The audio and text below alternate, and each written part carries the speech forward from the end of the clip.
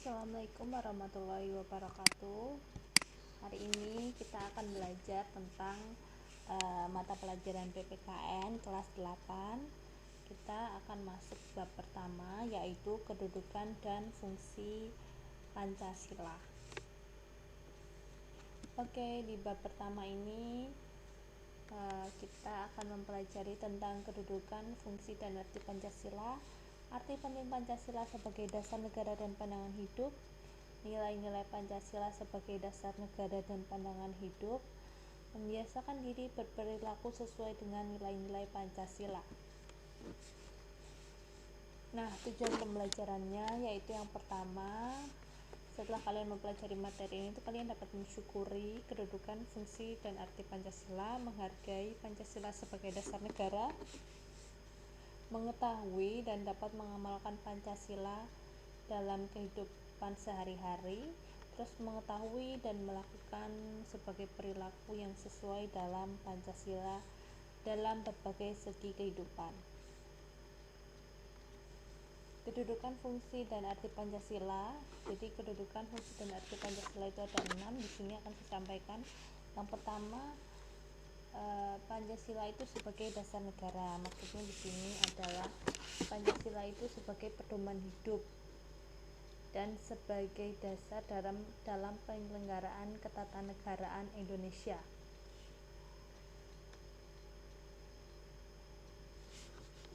Terus penyebutan sebagai dasar negara pertama kali secara resmi dilakukan oleh Soekarno pada tanggal 1 Juni 1945.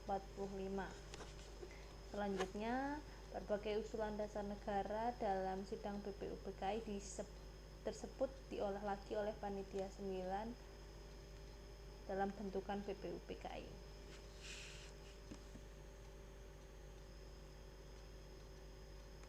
Pancasila menjadi norma dasar atau kaidah negara yang fundamental yang sangat penting itu karena sudah tercantum dalam alinea keempat pembukaan UUD 45.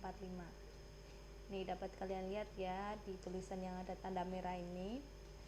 Lalu penempatan Pancasila dalam pembukaan UUD 45 itu dikukuhkan pada 18 Agustus 45 dalam sidang PPKI.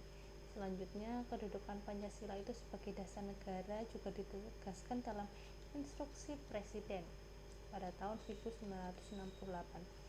Jadi, setiap sila dari Pancasila memiliki hubungan yang saling mengikat dan menjiwai satu sama lain, sehingga tidak dapat dipisahkan. Jadi, Pancasila itu adalah dasar berbagai penyelenggaraan negara. Jadi, apapun yang akan dilakukan oleh negara itu dasarnya adalah Pancasila.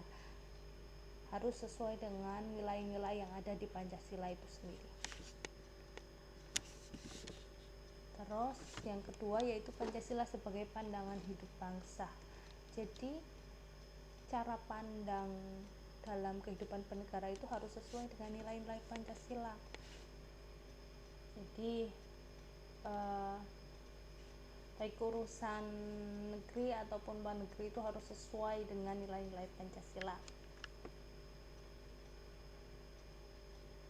Pancasila sebagai pandangan hidup bangsa Indonesia itu memberikan arahan untuk mencapai kesejahteraan dan kebahagiaan lahir batin bagi masyarakat Indonesia. Dan Pancasila itu sendiri juga memenuhi fungsi sebagai alat dalam mengatasi konflik atau sebagai alat untuk mengatasi permasalahan di negara, terus sebagai sumber motivasi untuk mewujudkan cita-cita, sebagai sumber semangat untuk mewujudkan nilai-nilai yang termuat dalam Pancasila, menjadi jawaban untuk menghadapi perkembangan global, dan menjadi sumber inspirasi bagi perjuangan bangsa Indonesia. Jadi cara pandangnya Indonesia itu harus sesuai dengan Pancasila. Yang ketiga, Pancasila sebagai kepribadian bangsa. Dalam Kamus Besar Bahasa Indonesia, kepribadian bangsa adalah ciri-ciri watak yang menonjol pada banyak warga satu kesatuan nasional. Oleh karena itu, kepribadian bangsa Indonesia itu unik, khusus, dan berbeda dengan kepribadian bangsa lain. Pancasila yang menjadi dasar negara merupakan jiwa dan kepribadian bangsa Indonesia yang memberikan corak khusus. Misalnya, gotong royong yang diyakini oleh I.R. Soekarno sebagai hal yang harus ada dan menyemangati bangsa Indonesia. Karena gotong royong itu memiliki nilai kekeluargaan dan kerjasama yang dimana gotong royong dan kekeluargaan itu adalah ciri khasnya Indonesia. Jadi Pancasila itu ya khusus hanya untuk Indonesia, tidak ada negara lain yang punya. Jadi yang punya hanyalah Indonesia itu sendiri. Ya, jadi sebagai pribadi bangsa. Terus yang keempat yaitu Pancasila sebagai perjanjian luhur. Pancasila sebagai perjanjian luhur rakyat dipandang sebagai suatu perjanjian yang disepakati bersama oleh seluruh rakyat Indonesia dan harus diamalkan serta dilestarikan. Pancasila sebagai perjanjian luhur juga dipandang sebagai kesepakatan bersama para wakil-wakil bangsa Indonesia dalam sidang BPUPKI dan PPKI. Maksudnya, Pancasila itu adalah sebuah hasil dari tokoh-tokoh zaman dahulu. Pancasila itu adalah sebagai hasil kesepakatan dari para pendiri negara. Itu.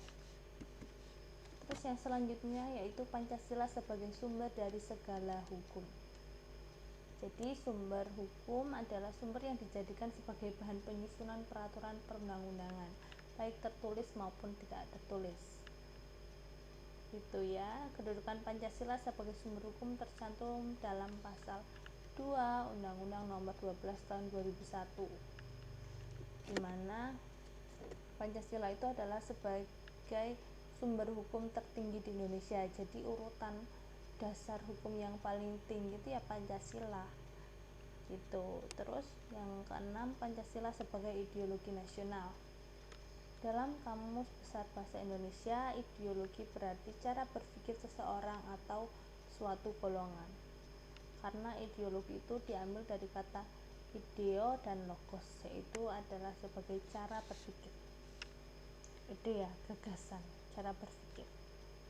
Pancasila sebagai ideologi nasional merupakan sistem nilai yang ideal, dicita-citakan dan diyakini kebenarannya untuk diwujudkan dalam kehidupan bermasyarakat, berbangsa, dan bernegara di Indonesia.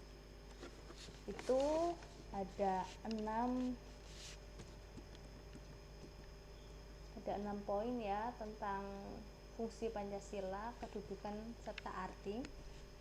Nah, setelah ini nanti silahkan kalian melakukan absensi di kolom komentar. Silahkan kalian sebutkan nama, absen, dan kelas kalian. Dan nanti di description box kalian juga akan ada link untuk mengerjakan kuis. Jadi setelah ini silahkan kalian absen dan kerjakan kuis yang ada di description box. Ingat, absennya di kolom komentar dan mengerjakan kuisnya di bawah video ini atau di description box. Sekian, wassalamualaikum warahmatullahi wabarakatuh.